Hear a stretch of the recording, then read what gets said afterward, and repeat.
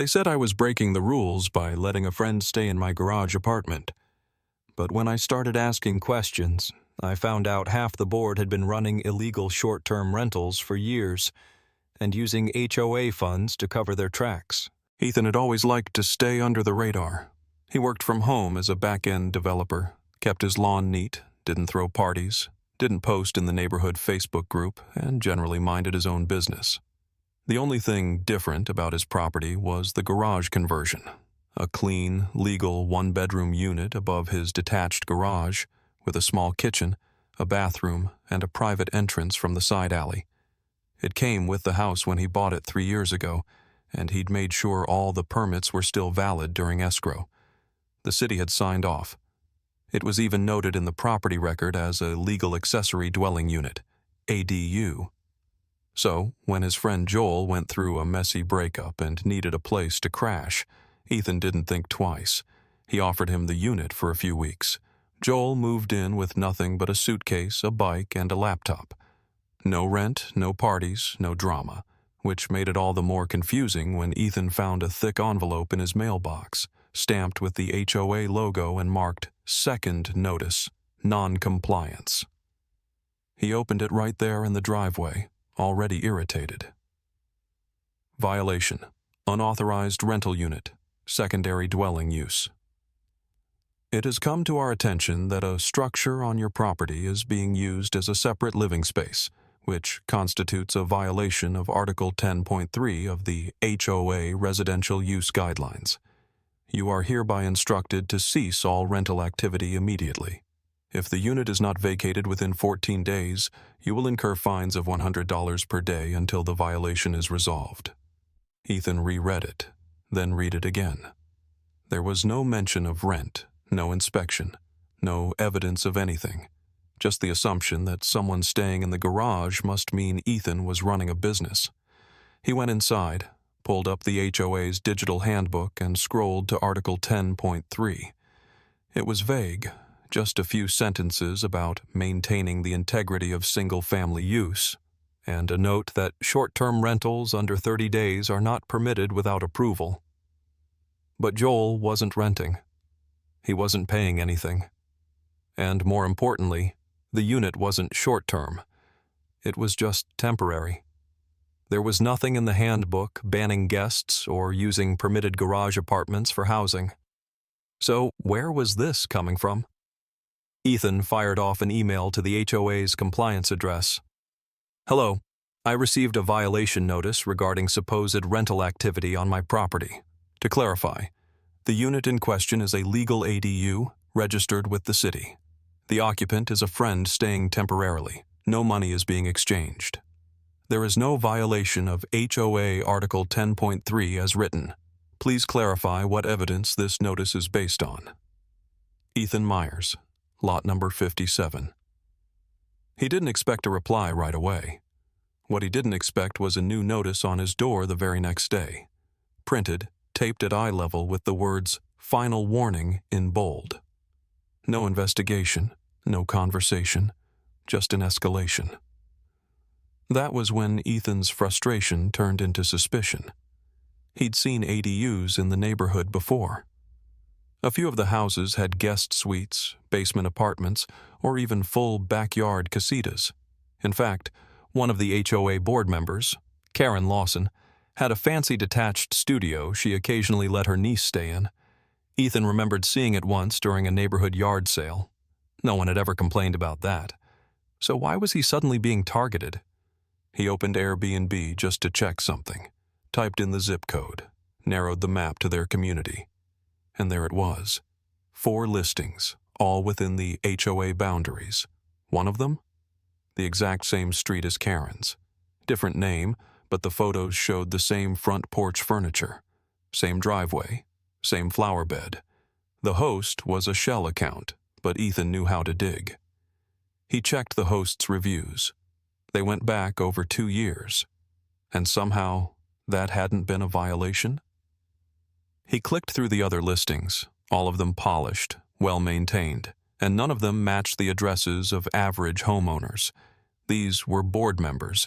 It wasn't about use violations, it was about control, and who was allowed to profit off bending the rules. Ethan sat back in his chair and exhaled slowly. If they were going to come after him for letting a friend crash for a few weeks, maybe it was time to return the favor, with interest. Because something about this whole thing stank. Ethan wasn't in the mood for half measures. He'd spent enough years in tech to know how to follow digital trails, and the more he looked, the more obvious it became that the people enforcing the rules were the same ones quietly breaking them. The Airbnb listings were the start. Each had a different host name, usually something generic. Matt R., LS Properties, Genstay LLC. But Ethan paid attention to the details. Same layouts, same backyard fences, same shrubs lining the driveways, and most importantly, the same addresses or near matches to HOA board members. He confirmed 2 listings belonged to Karen Lawson, the compliance chair who signed his violation letter. One was a detached suite she had renovated last year, the same one she had casually bragged about at a block party. The other was trickier, a guest house listed under her husband's LLC, which technically obscured the ownership. But Ethan pulled the property records, same last name, same mailing address. He wasn't done. The 3rd listing belonged to Todd McMillan, the HOA treasurer. His profile photo was a generic skyline, but the pictures of the interior matched photos from a public Zillow listing back when the house had been up for sale 4 years ago. Ethan cross-checked the floor plan. Same vintage wallpaper in the hallway, same outdated kitchen tiles, no doubt about it. That made 3 board members running short-term rentals, despite HOA rules explicitly forbidding them without formal approval. Which, of course, had never happened. There were no meeting minutes referencing rental approvals. No motions passed. Nothing in the HOA's official documents. Meanwhile, Ethan was being hounded over letting his friend stay in a legal unit for free. He started logging everything: dates of listings, host aliases, price ranges, screenshots of the Airbnb pages, number of reviews, booking patterns. Then he noticed something even more interesting. Karen's listings were often unavailable during the HOA's so-called quiet seasons, late fall to early spring. But Todd's listing? That one had near-perfect 5-star ratings, mentioning things like gated community, quiet neighborhood, and great local recommendations from the host. A few reviews even praised flexible check-in with a digital keypad at the gate. Ethan knew the HOA didn't have a digital gate code system, so how were guests getting in? He started asking around. A neighbor 2 houses down mentioned something odd. "I saw a couple of people last month with suitcases wandering around Todd's driveway, looking confused. Figured he had family visiting, but they looked like tourists." Another neighbor said she'd seen a lot of Ubers pulling up at random hours near Karen's place.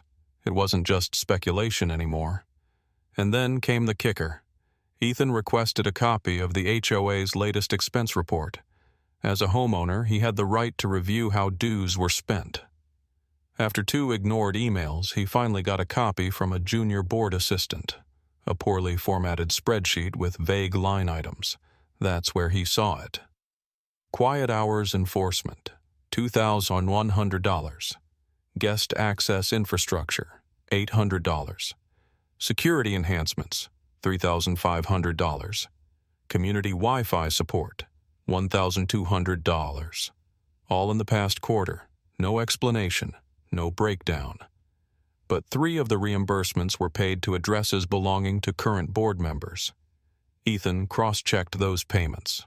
One of them, the guest access charge, was linked to Todd McMillan's personal mailing address. Another was for cleaning supplies, submitted by a company called Lawson Residential Solutions, which, as far as Ethan could tell, didn't exist, outside of Karen's home address. It was all right there. The board was running short-term rentals, reimbursing themselves with HOA funds, and shutting down anyone who wasn't part of their circle. Ethan leaned back in his chair. He hadn't started this looking for a fight. He just wanted to be left alone. But now, he had evidence. Names, numbers, screenshots. A paper trail they didn't expect anyone to follow. The next HOA meeting was a week away. He planned to walk in quiet, calm, professional, and then flip the table. Ethan knew that if he wanted this to matter, he couldn't just show up angry. HOA boards weren't built to respond to emotion. They were built to deflect it. What they couldn't deflect was documentation. Clean, calm, organized. The kind that made them squirm not because someone was yelling, but because the truth was undeniable. So he got to work. He built a simple report, just 15 pages. The first half outlined the violation letters he'd received, the exact HOA bylaw they referenced, and his response, including the fact that no rent was being collected and that his ADU was fully permitted and city-approved. The second half was where the real damage was. Each Airbnb listing had its own page, screenshots, booking dates, host alias, and, in smaller print, confirmation that the host was a sitting HOA board member. Then came the payout trail, Venmo transactions, LLC filings, and HOA reimbursements all linking back to the same addresses. At the end, he added a final section titled Selective Enforcement and Financial Conflict of Interest, Summary of Violations by HOA Board Members. No speculation, no accusations, just hard, factual language, the kind any lawyer or auditor could follow. He printed copies, emailed digital versions to a handful of neighbors who'd expressed quiet frustration with the board in the past. And then, with everything ready, he waited for the next HOA meeting. It was held in the same community clubhouse as always, folding chairs, a sad pot of coffee in the corner. Ethan arrived 10 minutes early and took a seat near the front. The board was all there, Karen, Todd, and the others. They didn't even look at him when he walked in. The agenda was already printed, budget updates, minor landscaping concerns, and, at the bottom, open homeowner feedback. Nothing about rentals, nothing about violations. When the floor opened for comments, Ethan stood and calmly walked to the center.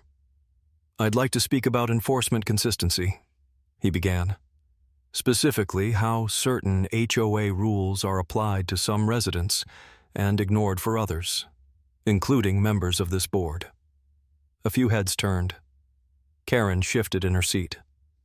"I received multiple violation notices accusing me of short-term rental activity," he continued, "despite the fact that no rent is being exchanged and the unit is legally permitted by the city. Meanwhile, at least 3 board members have been actively operating Airbnb properties in violation of the same guidelines, some for years." A few murmurs from the crowd. Karen cut in. "Mr. Myers, this isn't the appropriate—" "I'm not finished," Ethan said calmly. He held up the folder. "I've documented everything, the listings, the names, the addresses, the payments made with HOA funds to support those rentals, under the categories of guest access, cleaning supplies, and quiet hours enforcement. All of it connected to board members' properties. All of it public record." He handed copies to the homeowners in the room. "I've also emailed this to the HOA's legal counsel and filed a complaint with the state HOA regulatory office. So if there's going to be pushback, it won't just be me you'll be dealing with." Karen was silent now. Todd looked like he wanted to sink into his chair. One of the other board members, a quieter guy named Mitchell, was already flipping through the report with a look of concern. Then a woman from the back stood up. "I got fined for having my nephew visit for a weekend," she said. "Meanwhile, you guys are running full-time rentals with 5-star reviews? You've got to be kidding me." More voices followed. One man. "I asked to install a keypad on my front gate and was denied. But Airbnb guests are using smart locks now?" A woman. "I'm paying HOA dues so you can expense cleaning for your side hustle." The room turned fast. Karen tried to reassert control. "Let's not jump to conclusions. This is clearly a misunderstanding. We've always acted in the best interests of the community." but no one was buying it anymore. Mitchell stood, still holding the report. "I'm calling for a special vote," he said. "Board censure and a motion to suspend any member under investigation for financial misconduct." It wasn't supposed to happen that fast, but sometimes, when the rot is exposed under bright enough light, the whole structure shifts. The vote passed. Karen and Todd were suspended from the board pending review. Ethan didn't smile. He didn't gloat. He just sat down, folded his copy of the report, and exhaled slowly. The HOA had come after him for hosting a friend. He'd answered with receipts. The aftermath moved faster than Ethan expected. Within a week of the meeting, a community-wide email went out from the interim HOA secretary, not Karen, not Todd, but Mitchell, the soft-spoken board member who had called for their suspension. The email was brief, professional, and heavy with subtext. "Effective immediately, the board will be conducting a full audit of all discretionary spending over the past 3 years. All short-term rental activity is suspended pending review, and a third-party compliance consultant has been retained. We appreciate your patience and commitment to fairness in our community." No mention of names, no finger-pointing, but everyone knew what it meant. Word spread fast.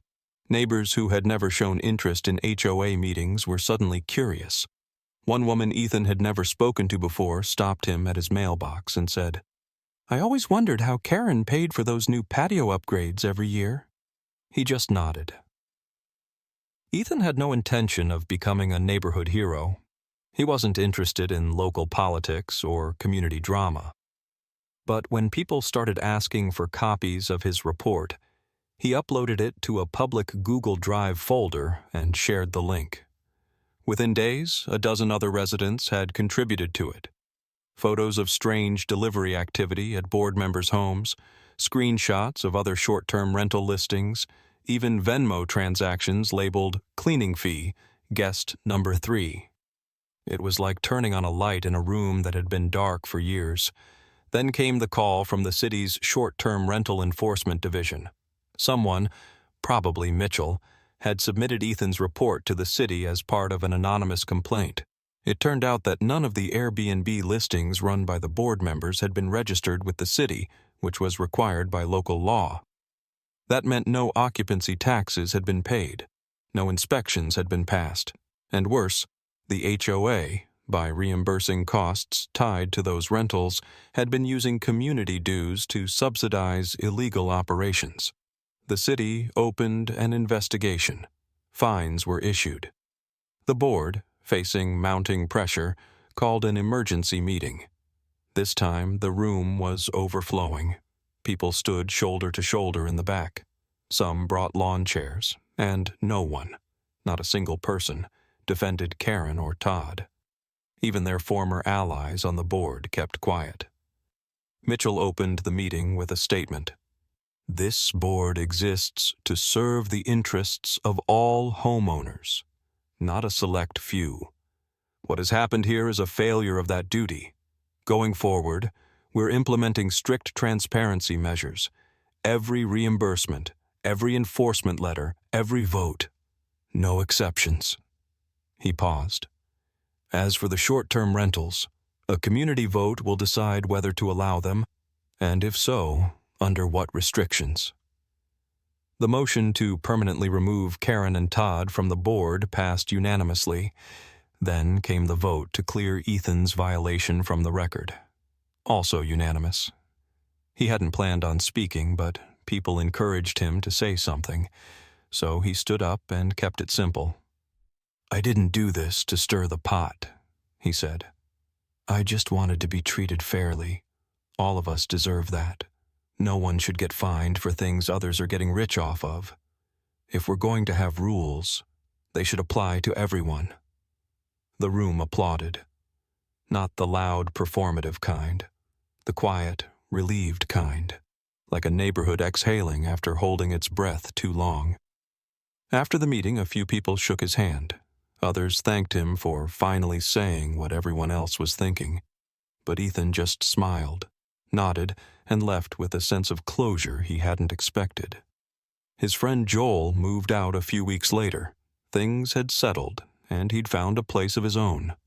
The garage apartment went back to being a guest space, a quiet corner of the property, just like it was meant to be. Ethan never listed it on Airbnb. He didn't need to. He already knew what happened when the rules were bent too far, and who always ended up paying the price. Not this time.